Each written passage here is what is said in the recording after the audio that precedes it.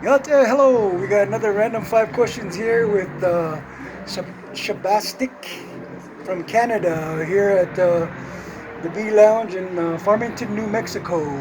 They're part of the Green Chili Tour 2019. Oh, what's up? Shibastik here, all the way from James Bay, Ontario. James Bay, Northern Ontario, just to give you an idea. A lot of you don't know where that is, but you know where Toronto is. You got to go to Toronto, you got to drive 8 hours north, and then you got to get on a train, the Polar Bear Express, and you drive on that for 5 hours to the last stop, and that's Moose Moose Factory. That's where I grew up. That's where I'm coming from. But right now, I currently live in Thunder Bay, Ontario, which is northwestern Ontario. All right. Well, welcome here, brother. Mana to United States of America. Yeah. First question would be coming across into another country. Is it hard getting across the border? And what are some of the things that is checked every time before you can enter in or out? Yeah, actually, I have never had too many problems crossing the border. I've been lucky. It's always been pretty smooth for me coming across. And actually, as a native from Ontario, there's something called the J Treaty, and we don't even need a passport to cross the border when we're driving. We just got to show our status card, our native status card that shows that we're native, and we can cross the border just with that. So I haven't had too many problems. I know you can't get into a lot of trouble there. You can't bring anything illegal, of course. And you just got to be smart and be safe. And I haven't had any problems myself. All Luckily, I right. have a clean record too, so that helps me big time. That's awesome. Yeah. And then hip hop. How does one from Canada? Do you have like people that were mentors, or how did you get coming to hip hop? And how old were you when you decided to do hip hop? Jeez, I was about 16, 15, 16 when I started kind of writing my own rhymes, writing hip hop. I didn't actually start rapping until I was about 18 when I was in college, and just for fun. But there was some parties back home, back in Moosonee, where I'm from. There's no clubs, so house parties are a big thing. A big sound system set up, and all the microphones set up, and like bands will come play, put on live shows. And there's one party where a band was supposed to perform, but they didn't show up. It was a New Year's Eve party, and I'd just been messing around the night before with one of my buddies who's a powwow singer at his house, and I was rapping some songs. He was kind of singing along, powwow singing while I was rapping. We're just having fun.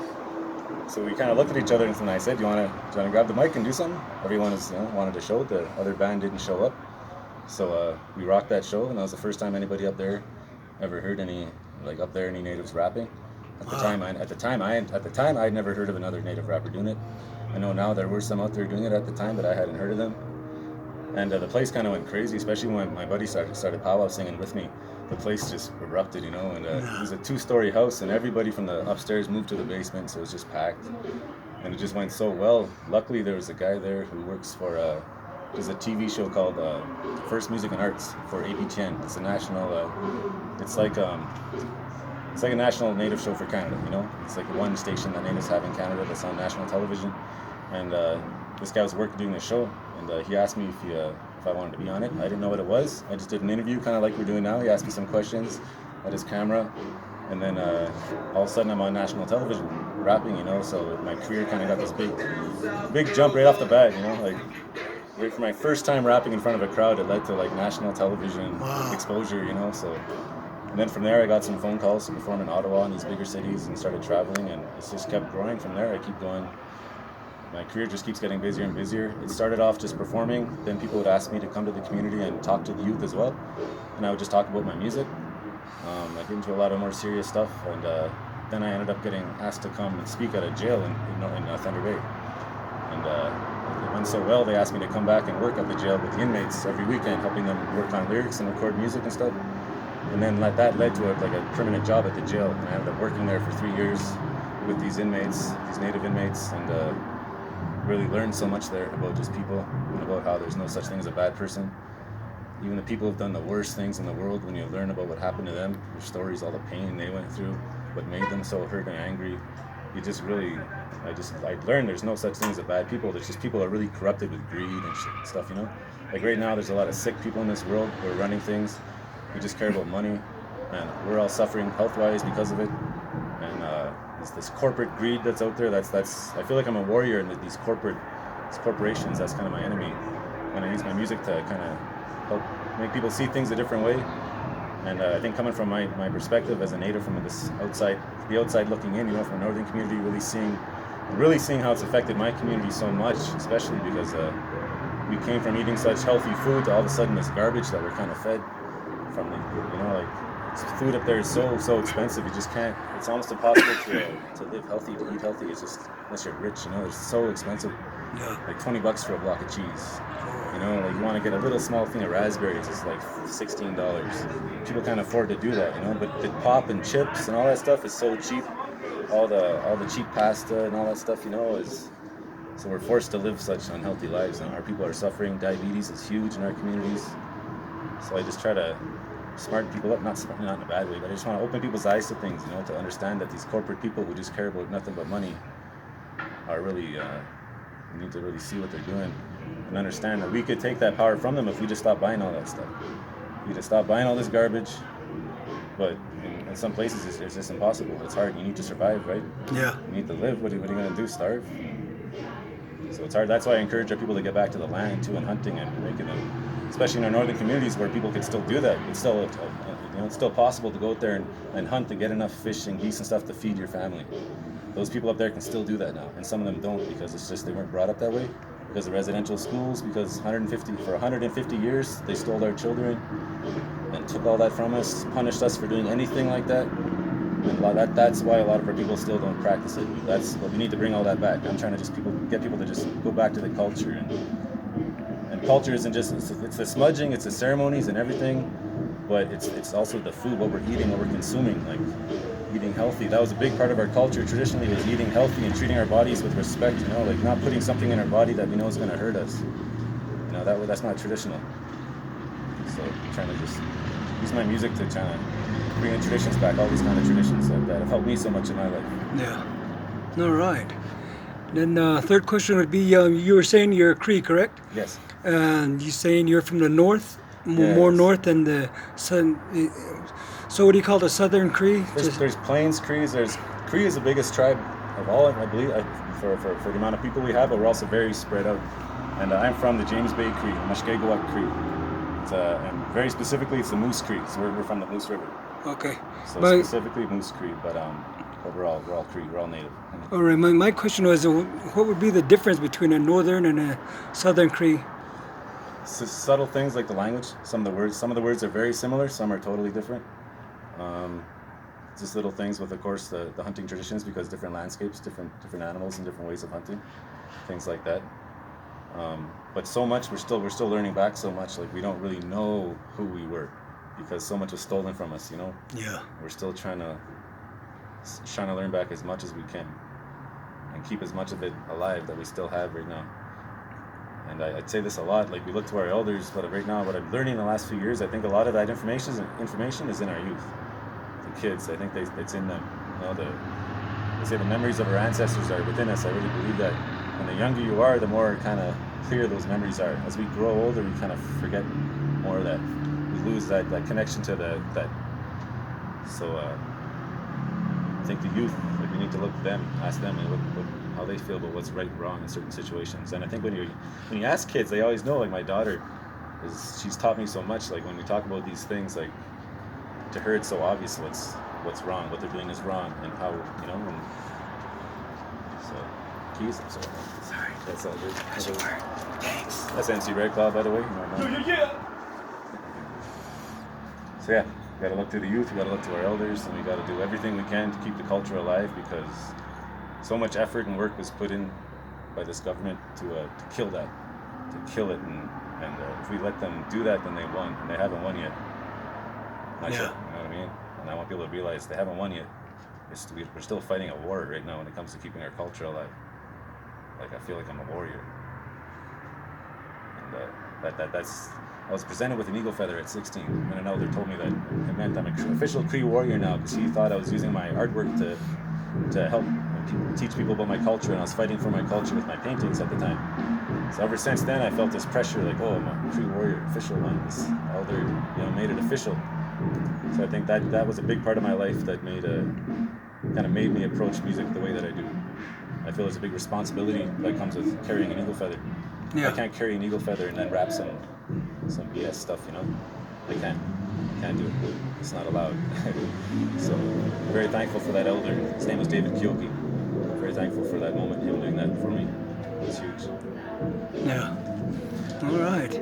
Well, my fourth question would be like, is there a barrier like from where you're from and to where you go, like when you travel to other Indian country, through Indian country to different reservations and tribes? Is there a barrier to communicate, or is it like some people say we're all one and dealing with issues with the water, with the land, with politics, and how government keeps trying to come up with ways to hurt us? Is there a difference from Canada to the U.S.?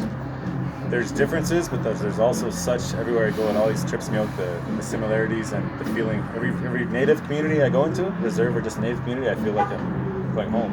As soon as I start talking to the people and start, I just feel at home. All the way from Mexico, everywhere I've been, all across North America. But the differences I see, what I notice big is in the States, like these southern reserves I've been to, they have a lot more of these kind of ceremonies and the powwows, the dancing, the music, and all this stuff. And we don't have quite as much. We have that in the north, but I feel like there's a bit more people into that in the south. But in the north, we have a lot more people who are still into living off the land and practicing those traditions of living off the land. And that's what I don't see as much down here. And of course, I see why. There's so many more people. There's that's the difference. So. And I think we each need to kind of share a bit of that with each other, the north and the south.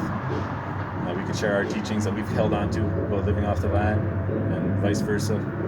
Yeah. But I seriously feel such a similarity, and I feel at home every reserve I go to. I do believe we're all one people. Our DNA as natives is all the same.